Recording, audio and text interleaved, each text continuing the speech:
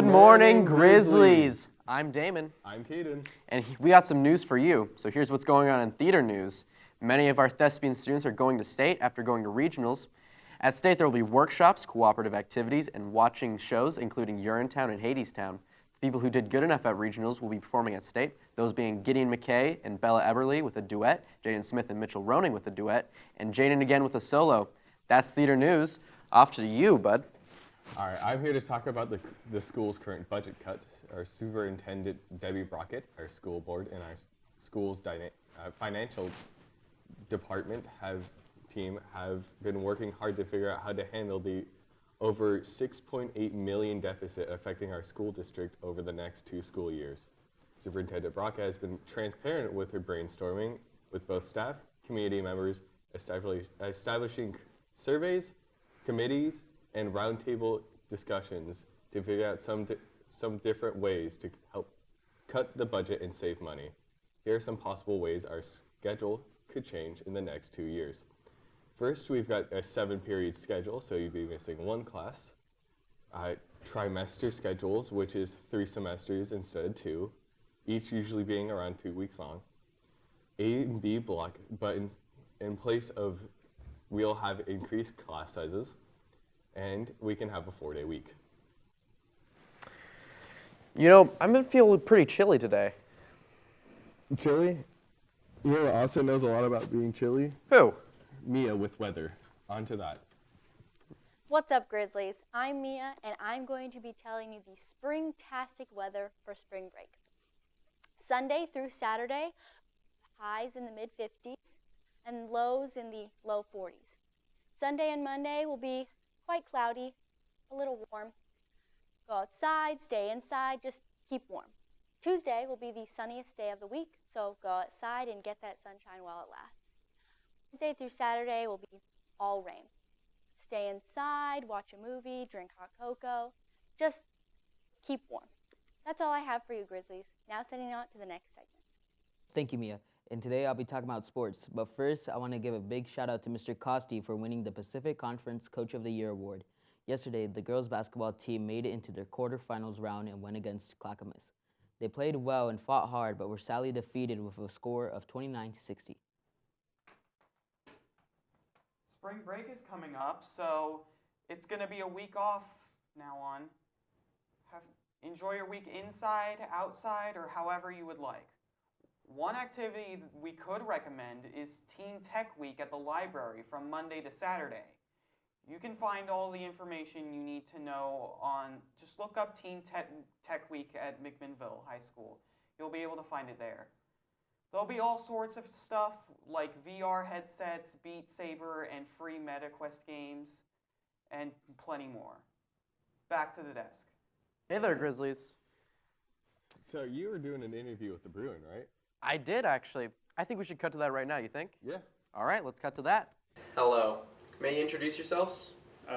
Hello, I'm Sean Gripran, and I was this year's main head editor.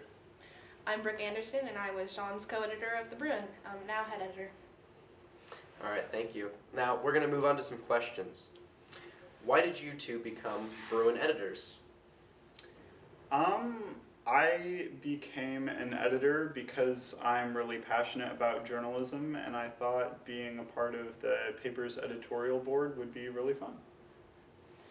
I became an editor because I like, running meetings and taking that leadership role, and just having that opportunity when it was offered to me, I thought it was a perfect chance to take it. Sounds good. All right, how long have you two been involved in the Bruin? This is my 3rd year. This is my 2nd year. All right, next question. What got you guys into journalism? For me, it was just that a lot of news today is extremely biased, and I wanted to provide a platform in which people could publish articles without it, because I think that is a really big deal. English has always been one of my favorite subjects. I love writing, and so when Savage said that, hey, you should join the Bruin, I kind of fell in love with writing for the Bruin, and that's kind of what brought me into journalism, was just the Bruin itself. Thank you. And what does it really take to produce the newspaper? Okay, well, our team all brainstorms our article ideas, and we finalize them, make sure they will still be relevant when the issue is released, and then I edit all of the articles to make sure that they're grammatically correct and everything is smooth, and then we do a lot of graphic design in Adobe InDesign. And then we have to check to make sure all of the files are looking good and that none of them are corrupted, and then we send them to Oregon Lithoprint. Yeah. You have any comments on that? It's just a lot of tedious work and finicking with Adobe and design, and sometimes Photoshop, which can be, I have a love or hate relationship with it, but it's always really rewarding to see the final end product. Yeah. All right. One of the last questions, what are your future plans? Do you see yourselves doing this for your future, or? I say hopefully, because I just really like it, but there isn't a lot of job security in journalism. I agree. I definitely want to go into teaching, but similarly, what's the word? Similarly? Similarly? There we go. That's why he's on the Bruin. Hey! Don't worry. Similar. We'll move on from that word.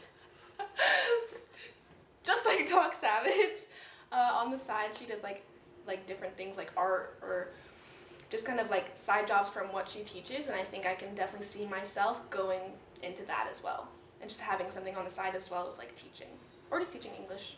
Yeah, it's very similar, maybe. Yeah, exactly. Thank you. All right, I have one last question for you. What's your favorite story? For me, it would have to be the phone policy story.